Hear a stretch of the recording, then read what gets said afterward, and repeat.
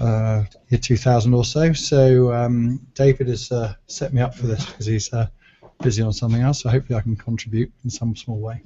Yeah, I'm pretty sure you will be able to contribute. We already on air, if you have noticed. So hi guys, we're already on air, but we have plenty of people here and plenty of quality. Okay, Jeff Sauer, who's on a big screen. He is our speaker today, and Jeff is from United States, but Jeff is a digital nomad, and he could be anywhere. So today he is in Italy, and particularly in some Italian kitchen. Yeah, yes. What you cooking today, Jeff? Yeah, so it's funny. I actually was in Montalcino, which is in the Tuscany region, like a wine region, and we did a cooking class this morning. So I started out in Tuscany doing a cooking class, and we made tagliatelle, we made veal, we made all kinds of really interesting things from scratch. And now I'm in basically a Tuscan farmhouse just hanging out, but the cooking will be done after we're done with this. So we'll work on it then. Yeah, interesting. Okay, so I'll introduce other guests. Okay, Amel didn't manage to do her camera, but we have Amel.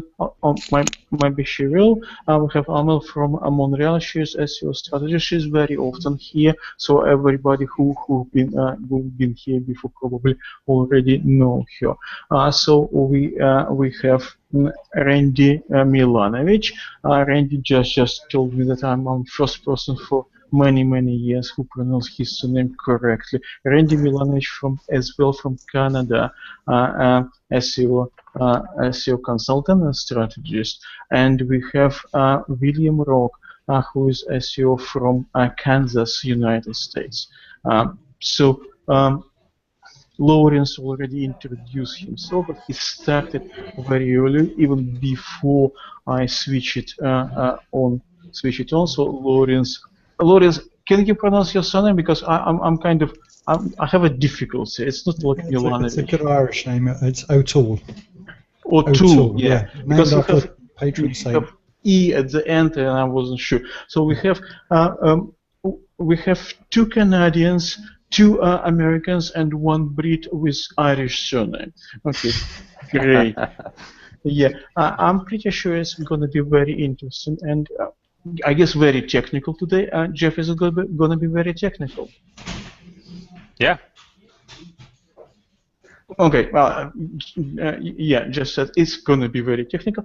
I've noticed our audience like actually technical stuff, and I can see registration was quite high the last couple of days. So technical stuff people like. Well, I prefer less technical stuff because, well, I'm not an expert, but Jeff definitely is. So we will leave it to you. Okay, guys, we're still waiting. Everybody who's just joined us, we haven't started it yet.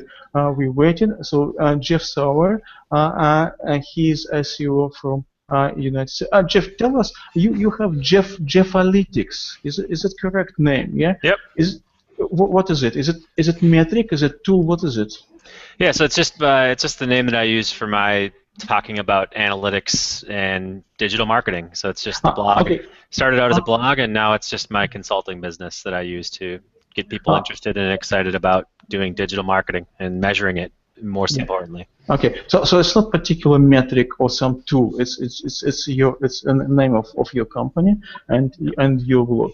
Okay, guys, I can see people are joining us. Everybody who just joined us, we haven't started it really yet. We're just waiting for everyone, and well, people usually are late, unfortunately. Well, no problem. So we have Jeff Sauer from Jeffalytics as we hear today. He's from United States, but today he's in some Italian kitchen, and he told me that he's a digital nomad, so he could be anywhere, whereas connection, all the connection noise is everywhere. Okay, so from Toronto, she's a strategist, but she's struggling with her camera adjustments, so we can see her picture. We also have bits with Irish think your is bandwidth. two. Okay. And he is from a company which called Authoritas.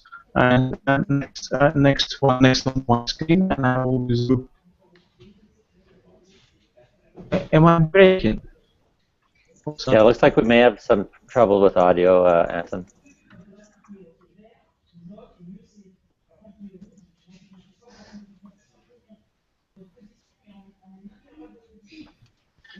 I guess it's my connection. You might be able to adjust that up in your levels up in your top bar. Just bring the adjust bandwidth usage down to a little bit, and you'll probably be able to pull off better bandwidth.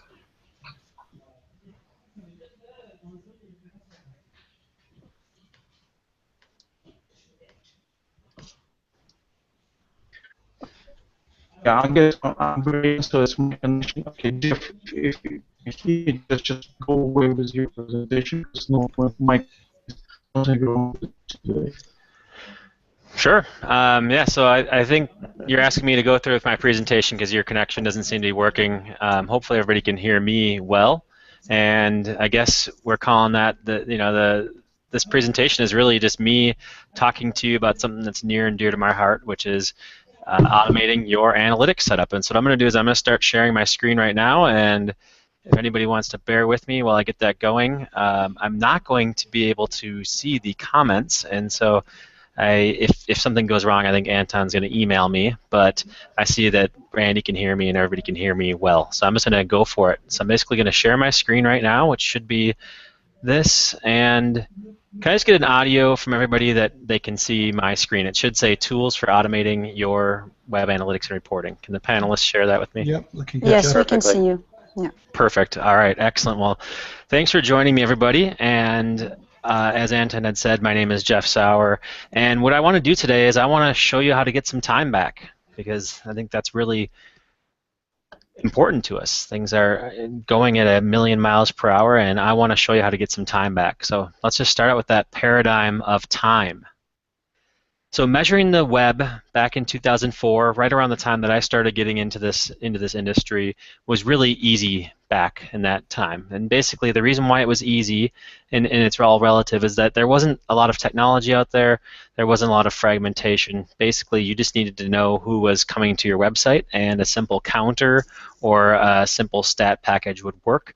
JavaScript had just been around for a little bit, and really there was some experimenting with what you could do to track people on your website using JavaScript and getting to that point. But things were really simple back then.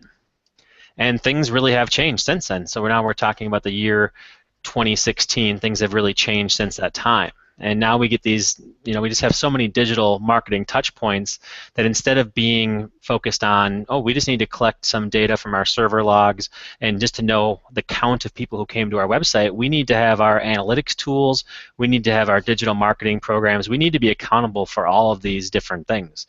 And when I say different things, I mean, look at this. This is the simplified picture of what it's like to do digital marketing according to Gartner. And when we say simple, even using something like a subway map, this isn't really that simple, is it? This is very complicated. And so when we think about what we do, when we think about analytics, measurement, just getting people interested in our products and services, this is something that is getting out of control. It's getting more fragmented as we go along. And so what I like to ask people is, do you see this picture and do you feel inspired or do you feel overwhelmed? And obviously I can't see you raising your hand right now, but I'm guessing a few of you are saying that's overwhelming. And so I was like, okay, well, I wonder if the effect of this digital paradigm we're in, all these technologies are making a lot of us feel overwhelmed. And so I went into my fun little Google Trends, and I was like, I wonder if this is a common thing that people are feeling overwhelmed by the technology that's out there. And as you can see, there's been a very steady increase in people who are typing in overwhelmed and things related to overwhelmed on Google ever since 2004 when the web started to take off and all these things went out there. It's just become more overwhelming as we're out there. But of course, since I'm an analyst, I was like, well, what's that spike back in 2013? Why did things jump out in 2013? So I dug into it and I was like, it's okay, it seems like the term overwhelmed by is what jumped out in 2013. And since I'm an analyst and we're talking about analytics, I couldn't just stop there, right? So I went and found out that overwhelmed by was this video that happened, and it had 4.5 million or so YouTube videos, really popular song during that time. And I was like, okay, well, I wonder if I can figure out how many people are overwhelmed by looking at a triangulation of the data points between this YouTube video, downloading the search term for overwhelmed as a CSV file through Google Trends. So I downloaded it. I downloaded that data, and I just did week by week. I downloaded weekly data and got this index of the number of people who were searching for it according to Google Trends on a 1 to 100 basis. And then I separated out the people searching for that song that had the spike in 2013, that range. I separated those ones out, and then I separated the index out for people searching for overwhelmed. I triangulated it based on the number of YouTube video views that were in there, and I came up with this chart to say, okay, here's how many people have become overwhelmed. And this is really just sort of proving a point that analysts can't just stop at looking at a chart and just be like, okay, I'm fine with that. I needed to dig into it. So I normalized this data, as you can see a little bit here, pulled out the people looking for the song versus people looking for it. And I basically came up to the conclusion that there was maybe 63,000 people a week that were overwhelmed and typing it into Google, looking for help from Google's advice. Now there's over 1 million people a week who are looking at it. So if you feel overwhelmed by this, I want you to know that you're not alone. Obviously, that's not the only point of this presentation. This presentation is actually going to introduce a framework to get us over this. But I just had to show you, as such a geek, I had to go out. And then I was looking at this while I was in Europe, and I couldn't figure out how to get Excel to display numbers in the European format, which is something that I needed to do when I was in Europe, because I'm in Italy right now. Anyway, so the point of this is, and that side tangent, and just to show you how geeky we can get in this world of analytics, is that it can be overwhelming. Analytics can be overwhelming because even though our goal is to measure these activities that are going on, sometimes there's just so many activities we're not sure what to look at. And so my presentation, what we're talking about, is how do we get some time back? And it's not just in the reports, it's not just in the technologies, it's Google Analytics itself. Google Analytics releases 70+ product updates per year. So there's 70 product launches that happen every single year, more than 70 on Google Analytics. That averages more than 1 per week. So basically every week, if you log into Google Analytics, something's going to change. Now I've been teaching Google Analytics to thousands of students over the years, both in person and in my online analytics course. And every time that I teach a lesson, I always tell my students that I will be in Google Analytics and something's going to move, and I'm going to get, like, there's going to be 5 minutes where I'm scrambling to find where something is, or be confused, because every single week something is changing, and even myself, somebody who's in there all the time, I get lost a lot because this is changing so constantly. But with these changes, there's a lot of cool things that can come out of it. And so it's updated. These updates are necessary because the web analytics system, just the world of online marketing, has been changing so much. So we're thinking about things like mobile analytics and other analytics that's out there. These things have been changing so much over the years that Google needs to release the 70+ launches in order to keep up with it. And so my way of dealing with it is I created something called the periodic table of Google Analytics. I did this the first time in 2013 and just released it again. Actually, last week we just put the post live, and basically if you wanted to learn everything you can do in Google Analytics, we have our Google Analytics periodic table of Google Analytics that you can follow along with as well. And so I've been evolving my way of looking at things. The original periodic table had 65 elements. Now we have 190 elements in it. It's basically it's multiplied by 3 times just in the last 3 years. And so I've been trying to evolve the way that I approach analytics and the way that I teach it. But I think that it's also important for us as analysts to evolve as well. And so what I want to talk about here is the 3 phases, the 3 stages, if you will, of analytics, and how do we get to the point where we're at the 3rd stage, which I think is the most productive and the most long-term success, what's going to give us the most long-term success. So there's 3 stages of evolving the way that we look at web analytics. The first one is just being satisfied with data collection. Now, there's a lot of people who are really only focused on data collection. That's all they do. But I think that it's really limiting if that's all you're focused on. But I do want to talk a little bit about the characteristics of being good at data collection and what that all means.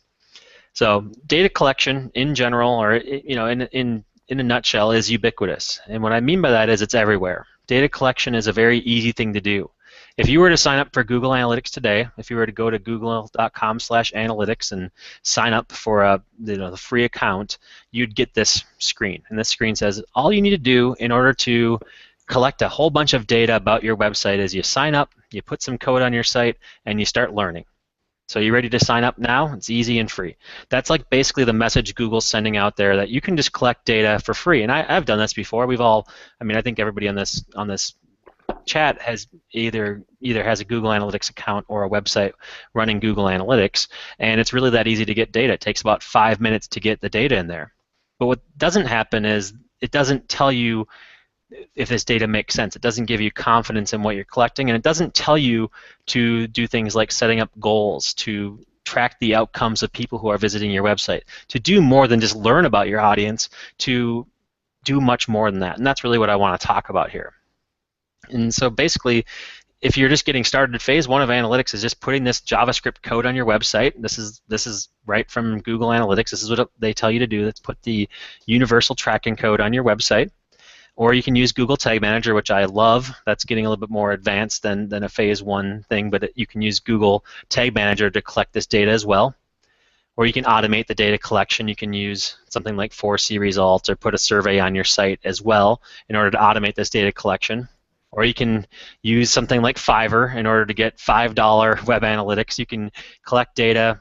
People in Europe, basically it's instead of Fiverr, instead of giving somebody $5 US, it's like €4.38. But you can basically you can collect data for free, or very inexpensively. You can collect a lot of data, and you can do a lot with that. But as we get into our different phases, collecting data is a lot different than providing meaningful analysis. Or you can even do user testing. I don't know if anybody's ever noticed this, but if you go to Fiverr.com, there's all kinds of hundreds of different vendors who will do user testing for you. They'll go through your site, give you a rundown of your site, and give you testing. So collecting data, whether it's structured data like Google Analytics or unstructured data like a website survey or user testing, is very easy to do. So that's really, it's almost a commodity at this point to collect data for your website. And you can roll in all this data. You can get all kinds of data that is coming to your site. But and there's a lot of truths that come out of that data, but the biggest problem is that collecting data, the biggest problem I have with it is that data is dumb. So you can spend all your efforts, you can spend all this time, maybe you're not spending a lot of money doing this, but you can collect all kinds of data about the people who are visiting your website. You can collect all kinds of things, but at the end of the day, the data you collect is dumb unless your brain can make some sense out of it, unless you can make sense out of it. And what I mean by that is, when I say dumb, I don't mean it as a put down. I don't mean data is dumb as a way to say data's, I don't mean it as like a name calling thing. What I mean is that data is basically a bunch of facts. It's raw facts with no pattern recognition, with no way of connecting the dots between them. And so if you look at this picture, we have the difference between data all the way through wisdom. Data is basically just saying, here's things that exist. This is a database that's sitting somewhere, an Excel spreadsheet.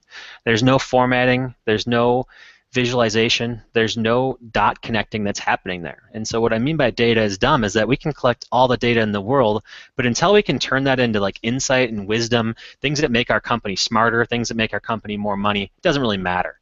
And so phase 1 is really just being comfortable with the data, but once you are comfortable with your data, once you understand the data you're collecting, I would implore you, and that's really what I want to talk about for the rest of this time, is to get beyond that, to get to the point where we're producing all the rest of these things: information, knowledge, insight, and wisdom. And before we get to that, though, I want to give you a warning about the ugly side of data collection and sharing if you don't do this the right way. First of all, if you're sending out intelligence without providing context to people, you're not really adding a lot of value. And so if you look at Google Analytics, there's an automated intelligence report. And so the automated intelligence report basically is Google giving you the top 10, or in this case, the 30, 40 different things they think are the most important aspect of your analytics on your site. It's an attempt at artificial intelligence, But what you'll find is that it's not very intelligent at all. It's telling you things that aren't really that important. It's making them seem like they're more important. Like the most important thing for my website during this time period is that people from California had a higher value of goals. Okay, they say that's the most important thing. That is not something that I can do much with. I can't repeat that. I can't, I'm not going to start advertising in California because for 1 month I had a higher goal value. It doesn't really do me much good at all, and that's why, it's a way to collect data, but it's not really doing much. It's still just data. It's just it's just a report that gets me there more quickly. Another example is this whole concept of data puking. I don't know if anybody's a fan of Avinash Kaushik, who does work at Google. He's their digital marketing evangelist. He calls it data puking, which is basically just sending data to people unnecessarily with no context and no value. And so sending your company email saying, okay, every single week or every day I'm going to send you Google Analytics, and you're going to have to make sense of it. You're going to have to do some type of analysis of it. You're going to have to make sense of this thing. That is not a great way to go about things. Because what ends up happening is your email inbox gets all these different emails, and they don't really add a lot of value. Funny thing is I've set these up for myself just to show how bad these emails can get, and I now have a bunch of emails being mailed to me every single week. So yesterday I got a bunch of emails from Google Analytics to reprove my point that these things are pretty pointless. Getting 10 emails with CSV files and PDFs is not really doing a lot of value. And the reason why I don't like these things is because what we're looking at here is we're sending 10, 15, 20 people these reports, and we're telling them to come up with the insights. We're expecting that everybody's going to take this raw data and turn it into insights. What we should be focusing on instead with analytics and through automation methods is how do we automate the point where we don't even worry about data, we're focusing more on insights, wisdom, knowledge, that type of stuff that's later down the line. So please don't do this.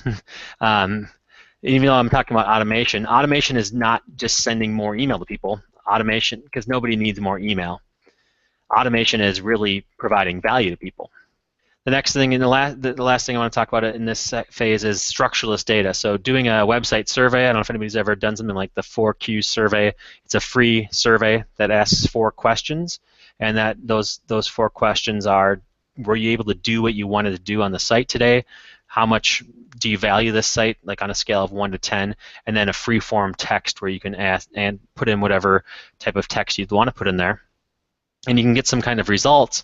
The problem with this, even though you're able to collect data from a website survey to 1% up to 100% of the visitors to your site, which I've seen a lot of like bank websites and other sites do, travel websites, inviting 100% of the people to do a survey, is that you get a bunch of junk that you can't really make sense of. You get very little value out of these things if you don't have some kind of text and data mining tool.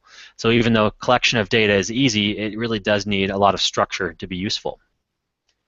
Social, I don't know if anybody's ever used the social data hub within Google Analytics, but it's going away soon. So just wanted to say that Google Analytics also is starting to retire things that just give you lots of raw data, but they don't give you insights. So really what we're focusing now on is insights. What can we do in order to generate more insights for us in our business? What's the problem with phase 1? When we look at this thing from a perspective of this first phase, what is the problem with what we're doing here? Why is this wrong? Why is Jeff saying this is only the beginning? Well, because you're giving all data and you're not giving any context. And obviously, data alone with no connections and no way of connecting things is not very good. And so what I'd say to you is the best analytics tool is common sense combined with context. So using your common sense with what you're looking at the data, does this make sense? Does it make sense in the context of my organization, my business? That's really what we should be focusing on.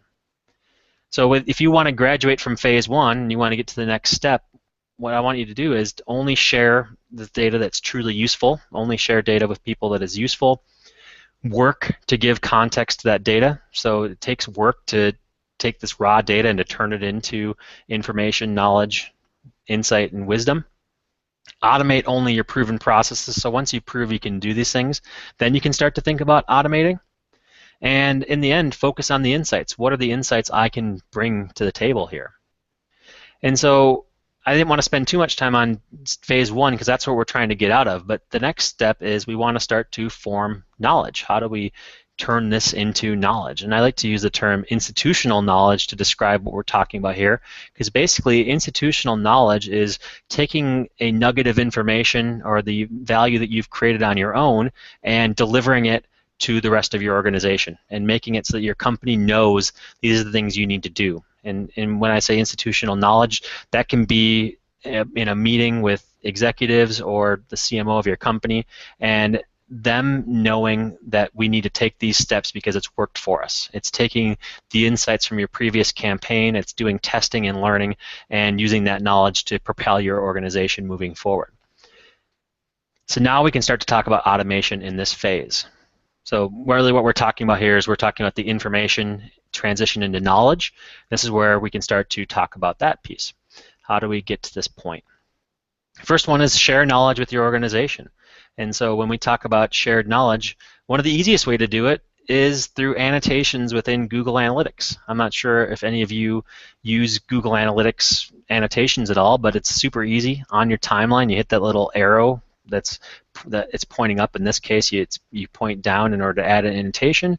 You create an annotation, and it gives you this little dialog box on there that tells you what happened during that time. And what this does is that whenever a spike of traffic comes in, whenever something important happens in your organization, you can use these annotations to share that knowledge with your organization.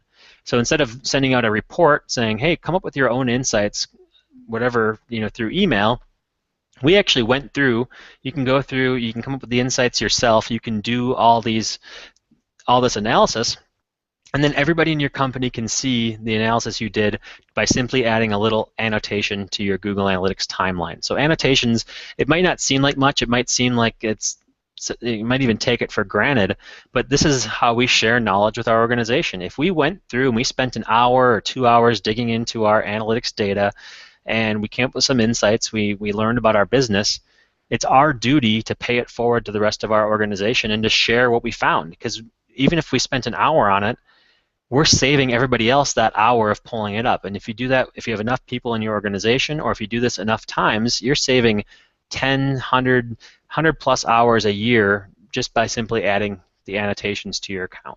And that's really where the value starts to kick in, and that's where, okay, now we're getting some of our time back because we're sharing that data we have. Instead of expecting, the opposite of sending an email to 10 people and having them all spend an hour analyzing the data, that's a lot of time that we're now asking other people to use and to spend to do things that we probably should be doing ourselves. Another thing we can do is we can create custom alerts. So I showed you the automated intelligence or the alerts from Google Analytics. I don't love that much, but there's also custom alerts you can create. And so one of the first things that I do in Google Analytics is I create something that says if my traffic went down to 0, or if it's less than 1 over the course of a day, send me an email. Or if it goes down by 50%, you could do that as well. Or if it goes down by a certain amount, I would say week over week instead of worrying about like if your traffic goes down on weekends and stuff like that. But basically, you can just say, whenever my website traffic goes down, let me know. And that's one way you can use this intelligence to automate the process of knowing if something changed. Because a lot of what analytics is to me is usually looking at the changes. Like when something changes either very high or very low, it's looking at that and making sense of it, right? It's making sense of these changes because changes are what get us excited as analysts because we want to investigate these things that are happening here. And so these alerts can draw your attention to things sooner so you can act on it. Because that's the other thing is that analytics, the only reason why analytics exists is so we can learn from the past. It's basically the history book of our marketing campaigns. So we're looking at what's happened in the past in order to inform future decisions. And so the sooner we can be informed, the more effortlessly we can be informed, the more we can go and make better decisions into the future. We can be more wise with what we do. And this is a very simple way of doing that within Google Analytics. Now, one thing I would warn you, though, is that if your traffic if you have 0 sessions for a day, what happens is Google Analytics, if your website goes down, it's not going to be the first thing to notify you. If it goes down on Wednesday afternoon, it has to be all day Thursday that it collects no data to email you on Friday, maybe Saturday, that your site is down. So this is not a great website monitoring tool, but it is good at just paying attention and bringing you back into the game. Now, if you want a website monitoring tool, here's some alternatives. You can look at something like, I add this social sharing buttons. They let me know when traffic spikes. WordPress, if you have a WordPress blog, I would recommend using the Jetpack or WordPress.com stats. I'm not sure what they call it at this point. They've changed the name a few times. You can get notified when things go up. These things automatically do a certain level of data mining and intelligence. You can also use website monitoring tools. For example, Jetpack, again, from WordPress, the Jetpack Monitor will let you know if your website went down. It'll let you know immediately if your website went back up. So instead of waiting 3 days to know my website was down, this thing lets me know immediately. And they're doing this for you as a free service. You also have things like Uptime Robot, Pingdom, Monitor Us, and Site 24/7. These are all tools that I've either used or have had clients use in order to monitor this. Basically, what you do is you are just keeping track of your website. So Google Analytics and intelligence alerts, it's a trigger to let you know that you need to pay attention to something, but there's other tools that maybe are more specialized. And that's really, and you look at the description for this webinar, I'm not somebody who says that Google Analytics is the only tool that you can use for anything. I think that it's a great tool, and it sort of is pretty good at every step along the way of analysis that you'd want to do. But specialty tools are there for a reason, and the reason why is because they are giving you those special things that you need. If you need an immediate notification about my site being up, there's nothing better than a site monitoring tool, for example.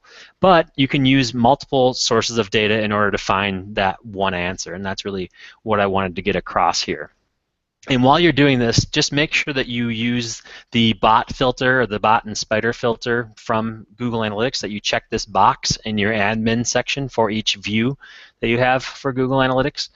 If you have an unfiltered view, which I would recommend you wouldn't check this in that case, but everywhere else you would check this box. Also, some of these bots that monitor your uptime don't play by the rules, so you may need to do some custom manual filters as well. But if you wanted to monitor your site, that's just a few tools and a few ideas that you can use to do that. Another thing is information sharing. So we had shown information, annotations is one way of sharing knowledge. Another way to do it is, I don't know if anybody's ever heard of something called Quill Engage, but you can sign up for a free account at quillengage.com, and they will automatically send you information about your website every week or every month, whatever time period you select. So let me show you how this works. Basically, every week I get an email from Quill Engage that tells me how much my sessions went up, whether it's above or below what it was before, how many page views. They're getting a little bit into outcome analysis, like goals, things like that. But basically, every week it tells me what's happened with my site. I got one of these today as I was driving from one part of Italy to another. I got one of these emails, and it was really cool to see because it did the analysis for me. It basically took all that raw data and it just gave me the summary points. Now, this is not the same as being an analyst, but it's getting through some of these steps, just getting through some of the slow steps or the time-consuming things that are out there. Did my website go up this week over last week? Instead of having to log into Google Analytics to do some kind of analysis, this tool does it automatically, and it's free. So basically, here's how you set it up. You go into Quill Engage, you would log in with your Google Analytics account or your Gmail account, essentially, or whatever Google account you have. You set up a new report. You connect it to your website. So I choose the view that I want this to go into, in this case for my site. And then every week, I get an email that says how things are doing. How are they doing basically month over month and week over week. And what you notice here is that there's actually a narrative of what happened. Now, this isn't perfect, this narrative, but it's better than you'd think. It's written by a computer. This is automatic. This is basically looking at the data that's coming in on your website, and they're giving you information. Now, when we look at this, this is more than just data. This is forming information from the data. It's starting to recognize patterns. It's starting to provide some value to it. And I've done a presentation on this before, but basically, this is almost as good as something that a human could write. There was a New York Times quiz that said, was this written by a human or a computer? And I got a 50%. So basically, I could not tell the difference between something written by a human and something written by a computer. And I'm guessing you probably wouldn't be able to either. The other thing that's interesting about this is that I used to send reports like this every single week. That was my job for like 2 years, was every Monday I'd pull in data, and then I'd come up with a narrative just like this. Now I might tie it more to outcomes or do these things. Basically, what I was doing 10 years ago in analytics is now something that is done automatically by a computer, which is sort of scary to see that. But basically, you can automate the forming of information. You can save yourself a ton of time, save your company a ton of time and money by just simply doing this automated narrative and data mining through QuillEngage. There's also something called Wordsmith that's worth checking out by Automated Insights that does something very similar. That goes through and it will automatically collect data for you. And so if you want to graduate to phase 2 or through phase 2, the principles are that you should only focus on the things that are actionable, save time, make sure that you're focused on saving time for yourself and others. Anytime you have a proven process, you can then think to automate it. I always recommend proving that the process works before you automate, because otherwise you incur technical debt and you get really focused on automating something that may not need to be automated, or you don't understand it. And what I mean by that is when you think about stuff like doing math, the first time that we do math, we use pencil and paper, right, in order to learn math addition, multiplication, and division. And then once we've figured that out, then we can use a calculator to just automate the process, right, to save us the time in doing that. But if we didn't understand how to do math with pencil and paper, we probably would never be able to use the calculator to the right way to use it. And so you need to understand how to do it manually before you can automate that process. And ultimately, we want to share our knowledge with the organization. It's all about institutional knowledge that we're creating. Okay, so we've gotten past the first 2 stages. We've started to focus more on the actionable. I've already given you several tools you can use in order to take better action, probably furiously writing notes right now. Let's talk about how do we make things automated and actionable. How do we accelerate the insights that we're gathering? Because we want to accelerate our insights and find wisdom. And so now we're going to go to the connecting the dots quickly. So we're going to focus on insight and wisdom. What are some tools and processes we can use to get here? Now this is probably the fun part. Some of you who have been in this industry for a while, you're like, okay, I already knew the first 2 phases of this, but I think that all of you are going to get some interesting tools or some new techniques maybe you didn't know about coming out of this. And so let's first talk about how do we extend Google Analytics. How do we get Google Analytics to do more for us? So one of the things you can do, and not a lot of people take advantage of this feature, not many at all, frankly, and that is importing data into Google Analytics, importing your own data, campaign data, cost data, that type of stuff into Google Analytics. But if you wanted to, you could import, for example, your Bing cost per click, impression, click, and click-through rate data into Google Analytics, and then you could use that in order to determine your return on ad spend, your revenue per click on your Bing ads, for example. You could easily do that using the data import feature in Google Analytics. And so why would we want to do this? Because Google AdWords has an awesome integration with Google Analytics. And so the reason why Google Analytics is free, the reason why it even exists in the first place was because Google had trouble finding people or giving people, Google had trouble getting enough people to advertise on their AdWords system because they didn't know where that money was going and they didn't know how it affected their website. So they gave away Google Analytics for free and created a killer integration between the 2 products and made it all happen, made it all work. But they never have, and even 10 years later, they never integrated data from Bing, Facebook, other systems that are coming out there. And so the data import lets us do that. And so in your Google Analytics settings, you can do a data import. Within there, you have many data import options. The one that I'm talking about right now is the bottom one, the cost data import. You can import your cost data to match on the source and the medium of people who are coming into your site. You can say what you want to focus on, like if you want to add and import your click data, your cost, all these different other items that are there, you can choose that schema. And then you can either overwrite the data, or you can just say, okay, I want to add new data for the different dates we're looking at. And you can then automatically import this data into Google Analytics as well. And so the way that works is there's a tool called Supermetrics Uploader, that lets you upload your data from the APIs of Facebook, Bing, and even Yahoo Gemini into your Google Analytics account. And so Supermetrics takes this process of creating a data schema and uploading a CSV file with your daily click data, and it just does it for you automatically. And so if you wanted to be able to measure not just your AdWords cost data, if you wanted to figure out your return on ad spend within Google Analytics, you can use Supermetrics in order to pull it all together. And so this is a really cool feature that I don't think very many people are taking advantage of. But why is this important? Because we're getting data into Google Analytics that speaks our language. We're adding context to what we're looking at. Now, the reason why this is important is because Google Analytics is a one-size-fits-all tool. It's a one-size-fits-all tool that I believe is on 83% of all websites. You look at the Fortune 1000, it's on like 75% of websites. You look at the Fortune 100, it's on 80% of websites. It's a large number of people who are using Google Analytics, yet very few of them are having it speak their language. And so with that one-size-fits-all tool, everybody gets the same thing. They get the same Google Analytics. But if you can customize it to put your data in there, you're going to get better results. And then don't be afraid to take data out of Google Analytics as well. Google Analytics is amazing for so many things. It's the biggest of big data when you look at the amount of data they're collecting and the ability to query that data in a nutshell to get all kinds of cool reports. It's amazing, but you can do better analysis sometimes just by simply exporting data, even if it's as simple as getting it out to Excel.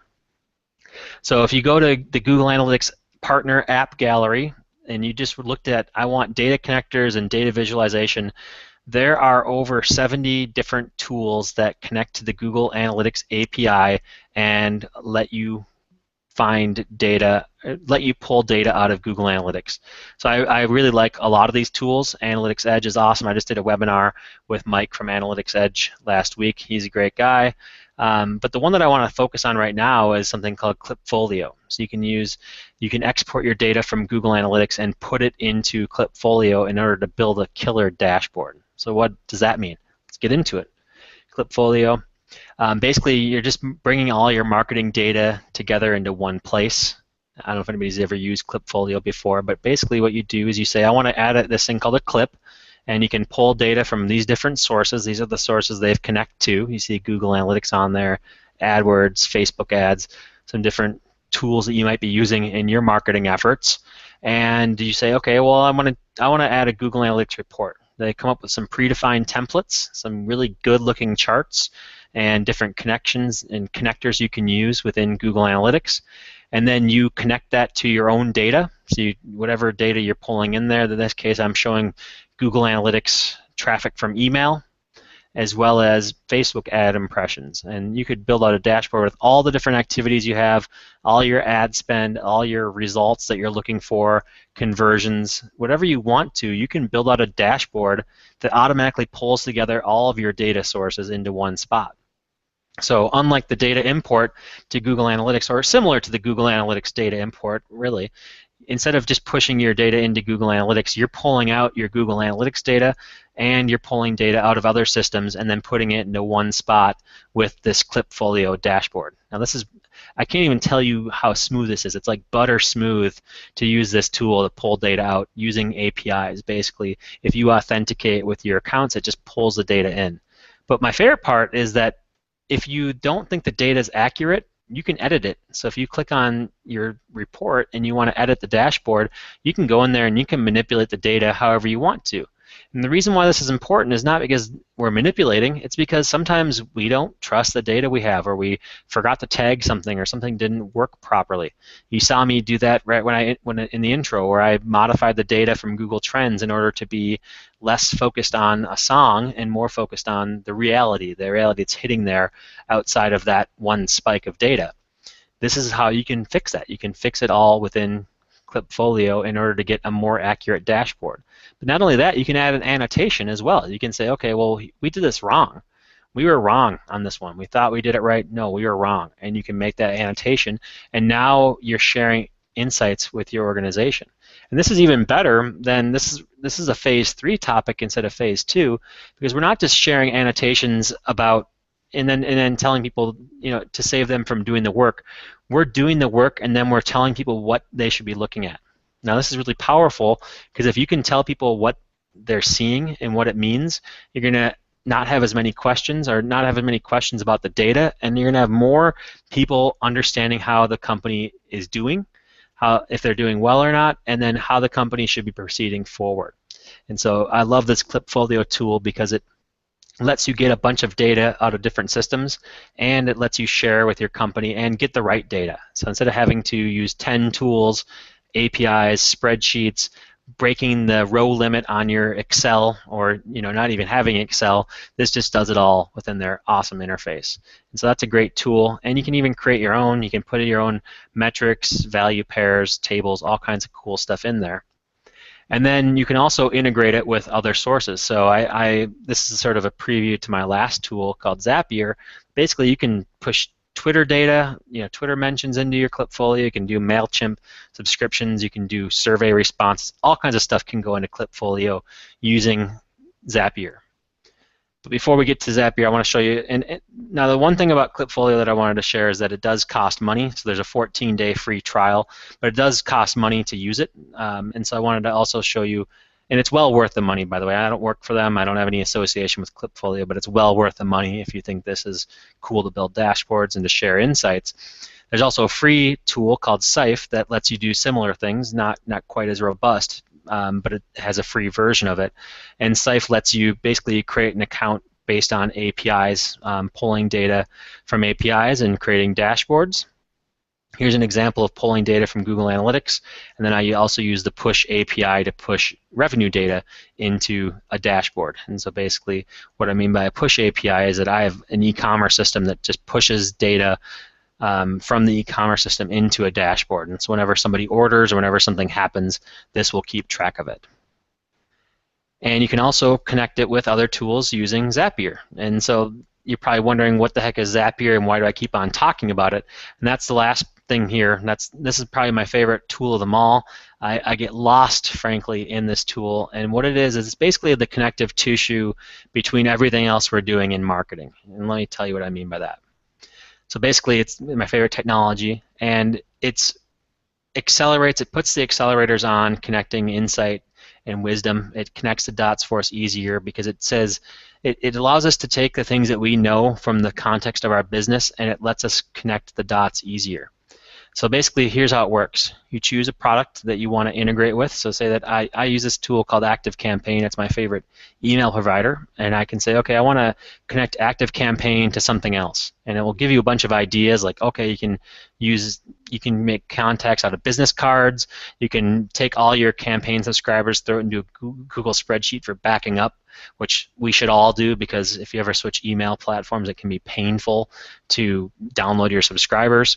You can put your new customers in there, create a campaign. You can take your unbounced successful subscribers, throw it into ActiveCampaign. Basically, the way that it works is it works on triggers and actions. A trigger happens, something happens in one system. You have it do something else. You have it do an action somewhere else. Now, those of you who have been using Google Tag Manager are probably very familiar with this concept of a trigger and an action. Now, the action in Google Tag Manager is really more like a tag.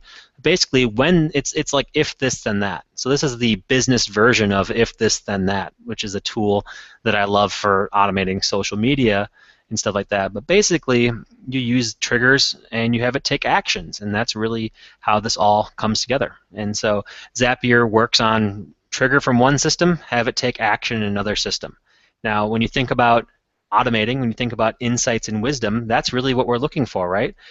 I know that if this happens here, then I need to do that. Like, that's the context that I have by being a business person, by being a business owner. Our tools don't usually know that. They don't really know if this is good or if this is bad, because the tools are really, they're sort of just designed to do whatever the common need is. Now, Zapier allows us to bring the context in there to say, when this happens, do that. So we're automating the things that we know have to happen for something to be a result. Here's an example. So you say, here's my trigger criteria when somebody orders, and this is an example of WooCommerce. When somebody orders in WooCommerce, create a spreadsheet in Google Sheets. That's it. And it just says, okay, here's an order that happened, and it keeps a log of all the orders that come into your system. Now, as you can probably imagine, if you have an online store, very rarely do you just have like making a spreadsheet of your orders is usually something where you have to download, you have to clean up the data, you have to do formatting for like number, currency, that type of stuff. I have it happen automatically. Whenever somebody orders from this e-commerce store, I get a spreadsheet updated, and anybody can see the orders in an easy-to-use way. There's one that any new purchaser goes to ActiveCampaign. Anybody who purchases goes into QuickBooks as a customer. Things go on to Sife. All kinds of different ways you can get data to go into your dashboard. It's really fascinating what you can do with when something happens in one system, have this other system know or alert them of it. This has really changed the way that I do analysis. It's changed the way that I do business, frankly, because a lot of the time that we used to have to spend, or I used to have to spend before this, was in that handshake between System 1 and System 2. You can use tools like Zapier, you can use tools like Clipfolio in order to connect those dots in a much more precise and easy way. Well, it does it most of the way. The problem with it right now is that it doesn't do Google Analytics integration. So it does every system, every tool that I use like every day, but it doesn't do Google Analytics. And so if you want one thing from this, I would go to bit.ly/GA please, and that's just you have the ability to vote to bring Google Analytics to Zapier. If enough people vote, enough people are vocal enough, then they're going to add that integration. This is the last part of phase 3. Just want to give you some inspiration. So here's some ideas for Zapier Recipes that might just get your wheels turning about things you can do. So you can integrate a bunch of things with QuickBooks. Anytime you charge a credit card or PayPal receipt, anything like that, you can push that into QuickBooks, which is an accounting software that I use. Facebook lead ads, those are relatively recent, the way that those are working. Push your Facebook lead ads results into your mail system. I was on a phone call with a Facebook rep, and I said, how do I get Facebook lead ads that they don't leave Facebook? How do I get that into my system? And he goes, oh, you just download it and then upload it into your system, and then you just do that every day. And I was like, there's no effing way that I'm going to, excuse my language, I didn't really swear, I guess, but there's no way that I'm going to download a spreadsheet or remember to do that every day.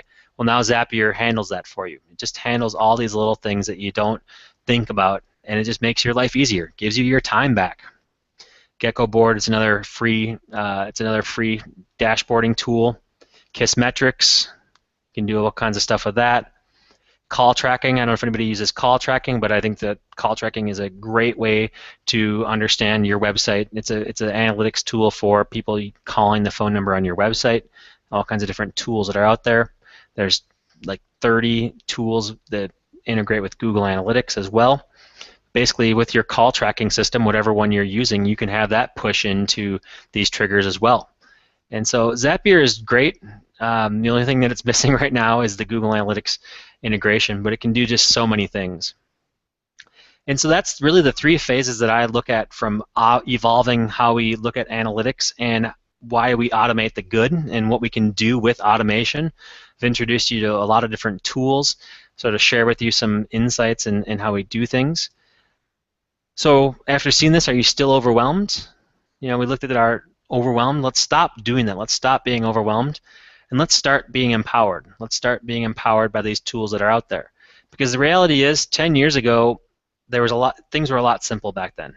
A lot more simple back then. I could do a lot.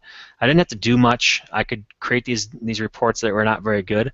But it's like, okay, well, the computers have automated the really mundane tasks, and now we can focus on the really cool things. We can focus on the awesome things that we can do with this data. We can focus on connecting the dots. We can focus on insights and knowledge, because that used to be like an entire job, 40 hours a week, 80 hours, 160 hours a month would be just pulling data and just doing really mundane tasks. Now we can do that part maybe in 20% of our time, and we can spend the other 80% analyzing. We can spend the other 80% making better marketing, doing better than we could do before.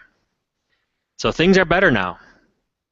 And that time, hopefully you got some time back. So I'm going to leave you with some action items that you can use out of this presentation, things you can do immediately in order to take action. Start with your manual processes. It's okay to do that. Make sure that when you are providing data, that you provide it with context. Outsource the easy stuff. Don't be afraid to outsource the easy stuff. The Fiverr.com is an example of how you can do certain things really inexpensively. focus on knowledge and insights. Get to that point, knowledge and insights. Go ahead and get a free QuillEngage account. You can set it up within about 5 minutes, and you can email yourself a report right after this webinar ends. It's that quick. You can do that. Build a killer dashboard and then fill it with APIs. So build the dashboard first. Remember, do it manually once and then fill it up with the APIs. Set up an automatic dashboard in Clipfolio using that 14-day free trial and those integrations we saw. And then sign up for Zapier to sort of connect everything else you can do in between. I can get lost in that website for hours and hours just looking at the different Zaps they have and coming up with ideas. And so that's me, Jeff Sauer, and just wanted to do a quick plug. I have a Google Analytics certification course at analyticscourse.net, and that course is basically focused on teaching people a new way of thinking, a way of thinking about the data they have, getting you your Google Analytics individual certification, and it's a 30-lesson video course that is available at analyticscourse.net. And so I'm going to stop sharing my screen now, and I think we're going to go to the Hangout. So thanks for listening, and see you live. Hello, everybody. Thanks, Jeff. That was really good. Hey, Jeff, it's good. Hi. I hope I was capturing the notes right. You did a great job capturing the notes. Fantastic. And learning at the same time. Good.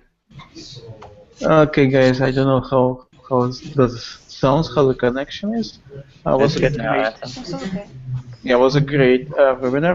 Well, I missed a few first minutes, but the rest of it was great. I'm pretty sure everyone agrees. So thank you very much, guys. If you do have a question, let's go on. Just one by one, otherwise girls will be jumping around. And I want to say thank you to Randy. Randy basically made almost a transcript of your Jeff. Oh, great. Yeah, so you can have a look at the web page later on. I find I learn better when I'm taking notes. Anyone? Yeah, I have a question.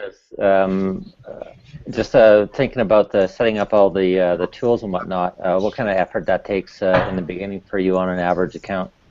Yeah. It's not that hard, really. I mean, a lot of these tools are 5-minute setups, but what you'll find is that if you create a 5-minute setup, you might get a zombie report here and there. So it's really the data cleanup that's the hard part. And so setting it up is really easy.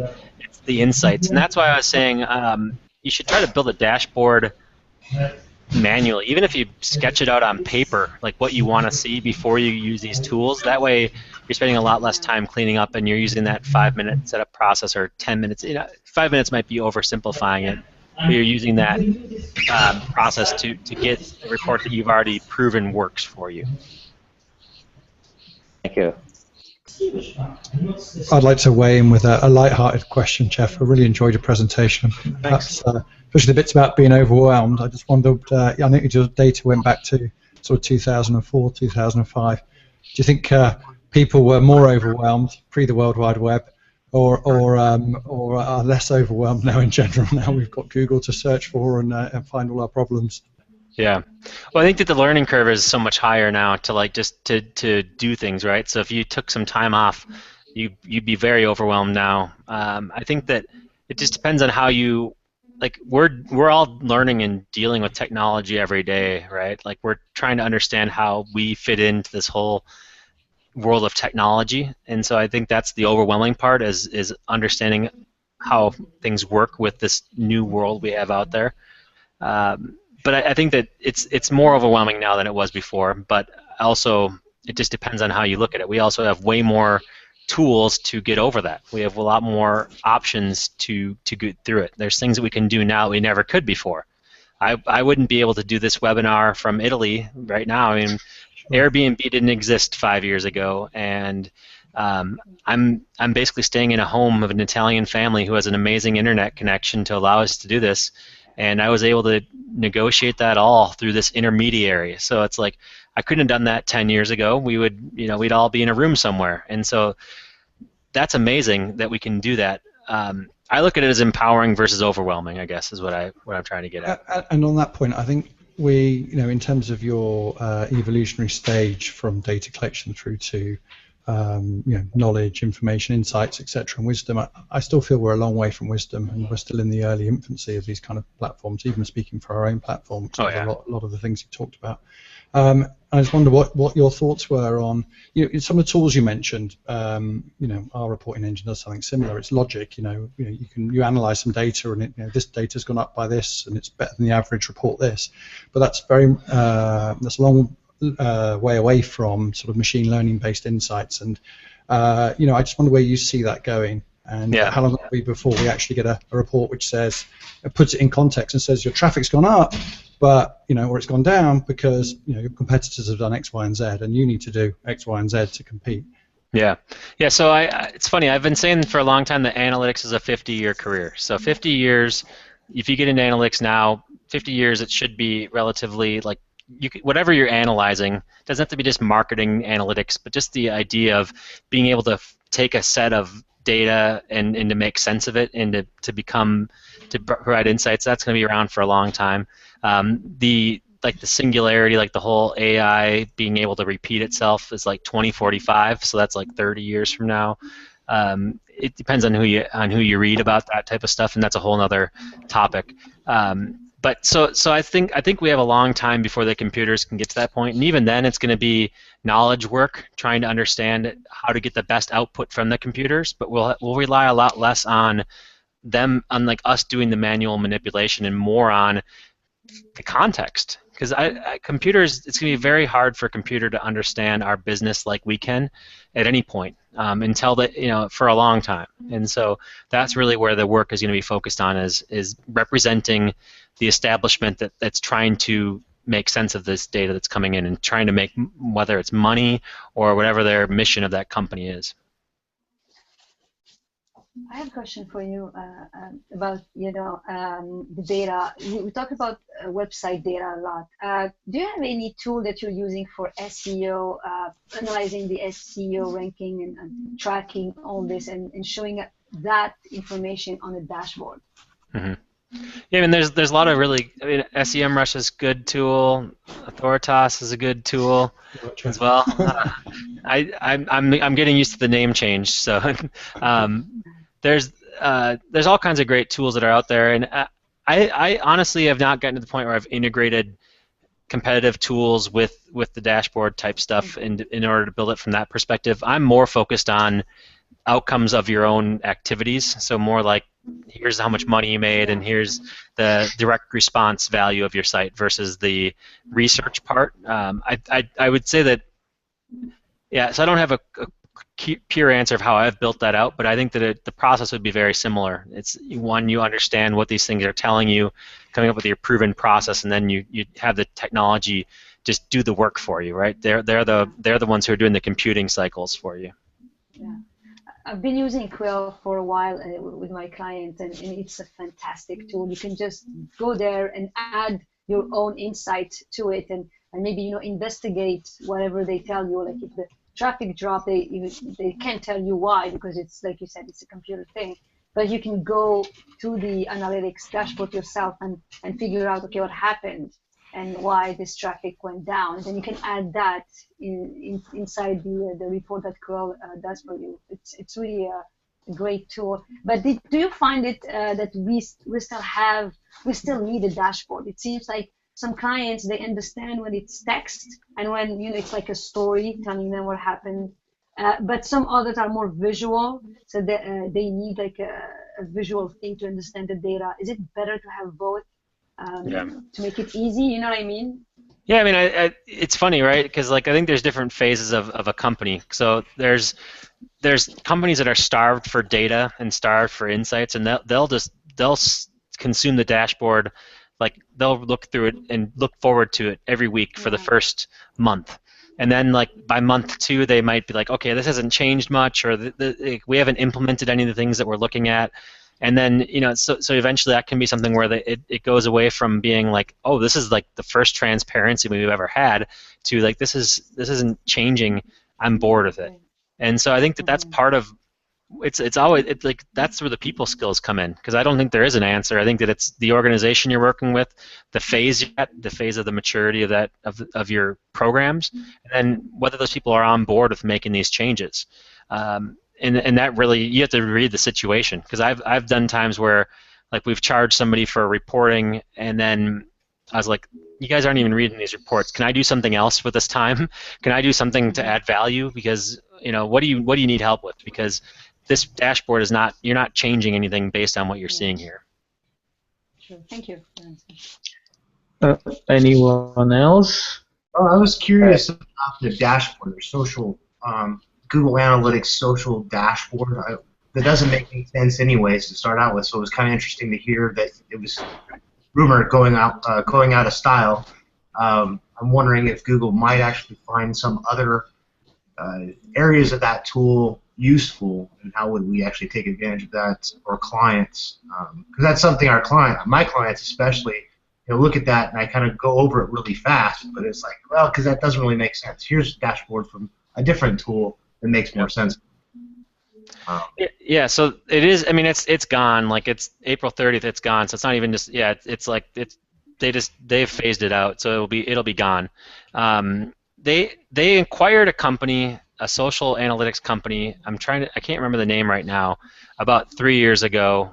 If anybody, it's it's on the tip of my tongue, but I can't remember it. It'll come back to me at the most inopportune time, of course. But they acquired it, and the thought was that they were going to take their reports that they had just released, and like now they have this super team, right? Post-rank analytics is what it was called. They acquired PostRank, but I think they just used the team for something else. Like they used them to build out attribution modeling or something else. They have not released a product with that team that was social related, and so I'm not sure what the plan is. I think that we can all speculate as to what Google wants to do with social analytics, but the product itself doesn't have a lot of things going for it in that sense. I have a question for you, Jeff. What's the most popular data requested by your clients, and do they know what to ask for? And do you educate them on what to look for, or are they smart enough to figure it out? Yeah. It depends, right? Like, depends on the phase that company's in. Most people are still looking at the very basic things. Like the biggest metric that I hate, I just can't stand it, is bounce rate. People think that bounce rate is important, and it's the worst. It has nothing to do with anything. It just means that we don't know. It's like basically like a black hole. And so there's more companies in 2016, believe it or not, that are focused on bounce rate than they are focused on their goal conversion rate. Wow. Which is really sad. And that's why my education business does really well.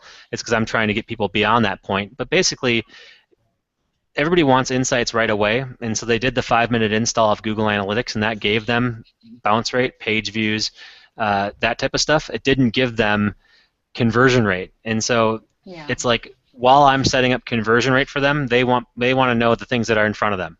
So they look at even geo reports, they look at browsers, and they try to find insights from that. And it's like, okay, well, that stuff, that's not really the outcome. That's not really what you're looking for. So a lot of what I do is transition them from here's what you think you need because it's there, and here's what you need to get to. Thank you. Anyone else? Yeah, because Randy actually asking all the questions on the website. On the webpage. Another one. So, okay. Is anybody still asking for traffic numbers? Traffic numbers? Oh yeah, absolutely. I'd just like to mention, I think some great tool suggestions there, actually, Jeff, and many of which I've used, or we still use, like Zapier, for example. It's like the plumbing in the building. It just we plumb so many different systems together. It's really important. But also, there's a couple of others as alternative to Quill Engage, Measureful, and there's a company called Megalithic based out in New York that do really good, more advanced and customized analytics reporting, which is probably more geared around agencies. And I think my one takeaway from what you've said today is just context. Yep. You also hear content is king, but maybe context is. So for me, certainly when we're building our own platform, we're also always trying to put the data we present in context with your immediate competition. And only by looking at that can you really learn whether what you're going to set out to do or change is actually going to have an impact. And there's some good stuff in Google Analytics, of course, which you can integrate with their Google Page Insights page speed API. Google has said that's a ranking factor. They'll give you details on your page. And you can obviously fix some of those issues, which can improve your ranking. Likewise, things like Search Console. Well, I can get the name right. Google Webmaster Tools, I still call it. Google Search Console integration, so you can understand in a not provided world a little bit more about your audience and how you're attracting organic visits and what people are searching for. So for me, I think context is really important. You've really got to look at the data and understand that in context of your competition. Yeah, absolutely. I think you can spend a lot of time and waste a lot of time looking at the wrong things, and so context is where you can get some of that time back by either providing it to the person who's looking at it or being clear with what your objectives are in the first place. I have a question about web analytics, Google Analytics that I'm having trouble with. Maybe you can help me out, guys. So when you have when you're selling a product and then you have a receipt page and it changes dynamically, but you can see this data on Google Analytics. So for privacy security reasons, is it possible to not make this data, which is private data, where you can actually see the receipt information available on Google? Yeah, so you're saying that like in the thank you page URL, it has the customer ID or whatever, it's in a query string. Yeah, you can exclude query strings. It's in the view settings. You can exclude any query string you want to from being tracked and block it out. So either a filter or the exclude query parameters in your view settings can do that. It doesn't go back in time. Like there's a weird thing where you can't, like you're violating Google's terms of services, and you could have your account shut down if you have I'm not saying you personally. I'm just saying like if you have your email address anywhere in Google Analytics, that's against their terms of service. If you have a social security number or like some kind of like identifying number, credit card number, those are all things that you can't have in there. But a lot of systems will do that just automatically. Technically, they are violating Google's terms. Google doesn't really, as of now, they haven't cracked down on it, but I think that just eliminating query parameters is the best way to do it, and it's cleaner data that way anyway. But you're just blocking it in a way, you're filtering it, but it's still being tracked somehow. So is it maybe, can we just figure a way to remove the code from these receipt pages? Or, yeah, you could do. Yeah. So a filter happens before the data gets stored in the database. So you collect data with the JavaScript that we talked about. Yeah. It goes into their holding database. The holding database is eliminated after 30 days. And then the filters are applied, and then there's the reporting database. And so you can put a filter in place, and it actually will not be stored more than that 30 days, and it just gets deleted. Okay. Yep. That's cool. Thank you. Thank you very much. Anybody else? We're going over the hour. Okay. If we don't have a question, I guess on the web page we don't have a question because Randy answered them all. Okay. If we don't have more questions, so I have to say thank you very much, Jeff Sauer from Jeff Analytics, and for very interesting technical webinar. Thank you for every guest we have, and I'll do as Google say on my screen left to right. I'm Emil Hall from Montreal. Yeah, once I said Toronto. I'm sorry, Montreal. Okay. Yeah, and Laurence O'Toole from London, from Autoritas.